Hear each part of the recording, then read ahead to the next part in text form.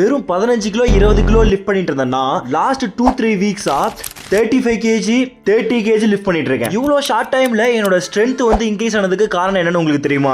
அதுக்கு ஒரே ஒரு காரணம் தான். அதுக்கு முன்னாடி வணக்கடா பாய்ஸ் அண்ட் கேர்ள்ஸ், இது கண்டினியூஸா வீடியோ போற சேலஞ்சில் நாள் 41. அது என்னன்னு பாத்தீங்கன்னா ரன்னிங். நீங்க நிறைய பேர் சிரிக்கலாம், என்னடா ரன்னிங்ல வந்து எப்படா உங்களுக்கு ஸ்ட்ரென்த் இன்க்ரீஸ் ஆகும் என்னதான் சிரிச்சாலும், பட் உண்மை என்னன்னு பாத்தீங்கன்னா ரன்னிங் நீங்க ஓடுனீங்கன்னா உங்களோட ஸ்ட்ரென்த் இன்க்ரீஸ் ஆகும். வெறும் ஸ்ட்ரென்த் மட்டும் இல்ல, நிறைய பெனிஃபிட்ஸ் இருக்கு. நான் லாஸ்ட் 1 மந்த்தா ரன்னிங் ஓடிட்டு இருக்கேன். என்னால அந்த டிஃபரன்ஸை பார்க்க முடியுது, என்னோட பாடியில அந்த டிஃபரன்ஸ் தெரியுது. வெறும் ஸ்ட்ரென்த் மட்டும் இல்ல, நிறைய பெனிஃபிட்ஸ் இருக்கு. நீங்க ChatGPT இல்லனா ஒரு ஆன்லைன் சோர்ஸ்ல எதுல வேணா சர்ச் பண்ணி பாத்தீங்கன்னா உங்களுக்கு தெரியும். அப்படி இல்லையா இந்த வீடியோக்குள்ள ஸ்ட்ரென்த்னு கமெண்ட் பண்ணுங்க, நான் உங்களுக்கு பர்சனலா DM பண்றேன். பிகாஸ் எனக்கே ஃபர்ஸ்ட் தெரியாது, நான் சர்ச் பண்ணி பார்க்கும்போது எனக்கு தெரிஞ்சு இவ்வளவு பெனிஃபிட்ஸ் இருக்கு ரன்னிங்ல அப்படின்ட்டு.